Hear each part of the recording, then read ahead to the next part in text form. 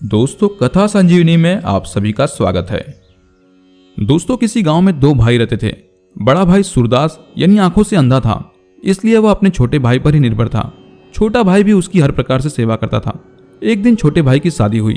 पत्नी घर में आई तो पत्नी के कहने पर उसने अपने बड़े भाई का बंटवारा कर दिया। उसे खेतों पर रहने के लिए एक झोपड़ी बना दी। अब वो अंधा भाई उसी झोपड़ी में रहने लगा और खेत की रखवाली करने लगा। उसने अपने खेतों में सब्जियों की फसल उगा रखी थी और खेत के चारों ओर सुरक्षा के लिए रस्सी बांध रखी थी। एक दिन उस नगर का राजा अपने मंत्रियों के साथ शिकार खेलने के लिए आया तो उसने एक हिरन का पीछा किया।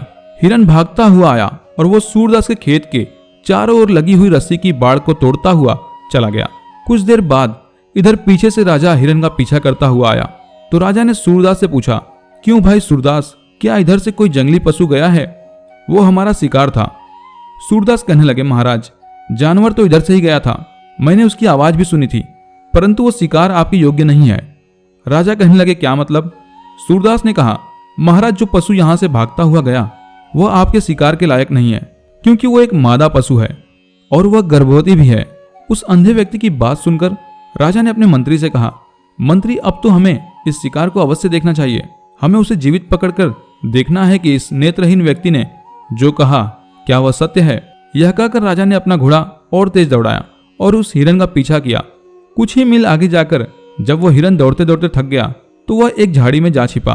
तभी राजा के सैनिकों ने उसे जीवित पकड़ लिया। राजा ने जब उस हिरन को देखा तो वह दंग रह गया, क्योंकि वह मृग एक मादा थी और वह गर्भवती भी थी। राजा उस गर्भवती हिरन को छोड़कर महल आए और पूरी रात यही सोचते रहे कि उस अंधे सूरदास ने हिरन के विषय में इतनी सटीक बात कैसे बता दी। जो भी हो, हमें उसके ज्ञान की परीक्षा लेनी ही पड़ेगी। अगले दिन राजा ने 2 सिपाही भेजकर सूरदास को अपने दरबार में बुला लिया। अब सूरदास तो बड़े ही चिंतित थे कि राजा ने हमें अपने दरबार में क्यों बुलाया, आखिर हमसे ऐसी क्या गलती हुई। उधर राजा ने सूरदास को अपने दरबार में बैठाया, उसका खूब सेवा सत्कार किया और एक बात पूछी और कहा, मित्र सूरदास, मुझे यह बताने का कष्ट करो कि तुमने उस हिरन के विषय में इतनी सटीक जानकारी कैसे दे दी। आपने बताया कि वह मादा है और गर्भवती भी है। हमने जब जाकर देखा तो सच में वह मादा हिरन गर्भवती थी। इस पर सूरदास कहने लगे, महाराज, मैंने इस बात को ऐसे जाना, यदि वह नर पशु होता तो मैंने जो खेत के चारों ओर रस्सी की बार लगा रखी थी वह उसको छलांग लगाकर पार कर जाता, परंतु उसने ऐसा नहीं किया। वह उस बार को तोड़ती हुई निकल कर गई थी। मैंने इसी बात से अंदाजा लगा लिया कि वह कोई मादा पशु है और गर्भवती है। यदि वह उस पर से कूद कर जाती तो उसको और उसके बच्चे को हानि पहुंच सकती थी। उसने अपनी और बच्चे की सुरक्षा के लिए उस बार को तोड़ कर जाना ही उचित समझा और मैंने उसके टूटने की आवाज सुनकर इस बात को समझ लिया। सूरदास की इस बात पर राजा बहुत प्रसन्न हुआ।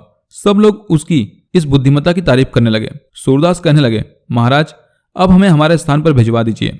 राजा कहने लगा, अभी नहीं, अभी आप राजमहल में ही रहेंगे और हमारे मेहमान भी हैं। हमारे मन में कुछ और सवाल हैं और हम आपकी बुद्धि की परीक्षा लेना चाहते हैं। हम चाहते हैं कि आप अपने अनुभवी ज्ञान से हमारे सवालों के जवाब दें। राजा की इतनी बात सुनकर सूरदास घबराने लगे और मन में कहने लगे, पता नहीं राजा कौन सा प्रश्न करेगा।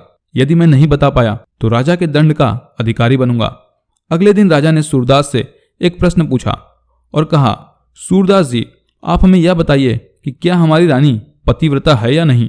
राजा का यह सवाल सुनते ही सूरदास के पैरों तले जमीन खिसक गई। घबराते हुए उन्होंने राजा से कहा, महाराज, आप हमें हमारे स्थान पर छुड़वा दीजिए। राजा ने कहा, जब तक आप हमारे सवाल का जवाब नहीं देंगे तब तक आप यहां से नहीं जा सकते। अब राजा की आज्ञा टाली नहीं जा सकती थी। बहुत अधिक सोचने के बाद सूरदास ने राजा से कहा कि अगर आप मुझे इस बात का वचन दे कि जवाब सुनकर वो उनकी जान बख्श देंगे तब तो उनके सवाल का जवाब देने को तैयार हैं। राजा ने सूरदास को आश्वासन देते हुए कहा कि उन्हें हमारी ओर से कोई हानि नहीं होगी। राजा की बात सुनकर सूरदास ने रानी से एकांत कक्ष में मिलने की इच्छा जाहिर की। राजा ने कहा, ठीक है। अब राजा ने रानी को सूरदास के साथ एकांत कक्ष में भेज दिया। रानी जब सूरदास के पास पहुंची तो सूरदास ने रानी से अपनी एक उंगली पकड़ने को कहा। रानी को इतनी सी बात पर गुस्सा आ गया और उन्होंने सूरदास को पकड़ पकड़ कर घसीट घसीट कर बहुत पीटा। जैसे तैसे सूरदास अपनी जान बचाकर वहां से निकले और राजा से जाकर कहा, महाराज, आपकी पत्नी पतिव्रता नहीं है। सूरदास की बात सुनकर राजा का खून खौल उठा। उन्होंने तुरंत अपनी तलवार निकाल ली और रानी के कक्ष में पहुंच गए और क्रोधित होते हुए रानी से कहा, महारानी, यदि आप सच बोलेंगे तो आपकी जान बख्श दी जाएगी और अगर झूठ बोली तो इसी क्षण मैं तुम्हें मार दूंगा। राजा का गुस्सा देखकर रानी एकदम कांपती हुई कहने लगी, महाराज, मुझ पर इतना क्रोधित होने का क्या कारण है। राजा ने कहा, महारानी, मुझे सच बताओ, क्या तुम पतिव्रता हो या नहीं? राजा का ऐसा अजीब प्रश्न सुनकर रानी कहने लगी, महाराज आप मुझे भले ही मार देना, परंतु मैं आपको सच बता रही हूँ, मैं पतिव्रता नहीं हूँ।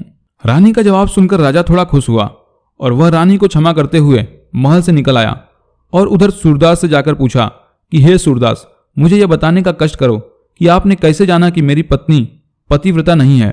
सूरदास कहने लगे, महाराज मैंने इसे ऐसे परखा कि पतिव्रता स्त्री सपने में भी परपुरुष का चिंतन नहीं करती, छूना तो बहुत दूर की बात है। लेकिन जब आपकी रानी मुझसे मिलने आई तो मैंने उनसे अपनी एक उंगली पकड़ने के लिए कहा, पर उन्होंने उंगली को छोड़ो मेरे पूरे शरीर को पकड़कर लात और घूसों से मुझे घसीट घसीट कर पीटा। इससे सिद्ध होता है कि आपकी पत्नी पतिव्रता नहीं है। सूरदास की बात सुनकर राजा का उन पर विश्वास और बढ़ गया। एक दिन राजा ने सूरदास से फिर एक प्रश्न किया और प्रश्न यह था कि क्या मैं अपने पिता से ही पैदा हूं या किसी और से? राजा का यह प्रश्न सुनकर सूरदास बहुत भयभीत हो गए कि अब की बार राजा ने मुझे मारने की पूरी तैयारी बना ली है। सूरदास ने फिर राजा से यह वचन लिया कि जवाब सुनकर वह उनकी जान बख्श देंगे तो उन्हें इस सवाल का उत्तर देंगे। राजा ने आश्वासन दिया कि उन्हें मेरी ओर से कोई नुकसान नहीं होगा। तब सूरदास ने बताया कि महाराज आप अपने पिता से ही उत्पन्न हो, परंतु आपके ऊपर एक कंजूस की परछाई पड़ी हुई है। जवाब सुनकर राजा क्रोध से पागल हो गया और उसने अपनी मां से जाकर पूछा कि हे मां, आप मुझे सच बताना, यदि झूठ बोला तो मैं तुम्हारी आंखों के सामने आत्महत्या कर लूंगा। मुझे बताओ कि मैं अपने पिता से पैदा हूं या किसी और से। सवाल सुनकर राजा की मां परेशान हो गई और घबराकर मां ने कहा, पुत्र तुम अपने पिता से ही उत्पन्न हो, परंतु तुम पर एक कंजूस सेठ की परछाई पड़ी हुई है। ऋतु स्नान के बाद जब मैं आईना देख रही थी तो आईने में मैंने उस कंजूस सेठ का चेहरा देख लिया था जो पीछे से आ रहा था। मां का जवाब सुनकर राजा लौटकर सूरदास के पास आया और उनसे पूछा कि आपने कैसे पता लगाया कि मुझ पर एक कंजूस की परछाई पड़ी है। तब सूरदास कहने लगे, महाराज मैंने ऐसे जांच किया कि अब तक मैं आपके 2 सवालों के जवाब दे चुका हूं, लेकिन आपने मुझे एक फूटी कौड़ी भी इनाम में नहीं दी। यदि आपकी जगह कोई और होता तो अब तक मुझे माला माल कर देता। इससे सिद्ध होता है कि आप पर एक कंजूस सेठ की परछाई पड़ी हुई है। जवाब सुनकर राजा बहुत प्रसन्न हुआ। राजा ने उसी क्षण सूरदास को एक तहसील का स्वामी बना दिया। इस प्रकार से कहा जाता है कि ज्ञान वो निधि है जो आपको बहुत ऊंचे आसन पर बिठा सकती है। तो दोस्तों आज की इस कहानी में बस इतना ही। उम्मीद करते हैं कि आज की यह कहानी आपको बेहद पसंद आई हो। तो दोस्तों वीडियो को लाइक और ज्यादा से ज्यादा शेयर भी अवश्य करें और इसी के साथ कथा संजीवनी इस चैनल को भी सब्सक्राइब कर घंटी के बटन को भी अवश्य दबाएं।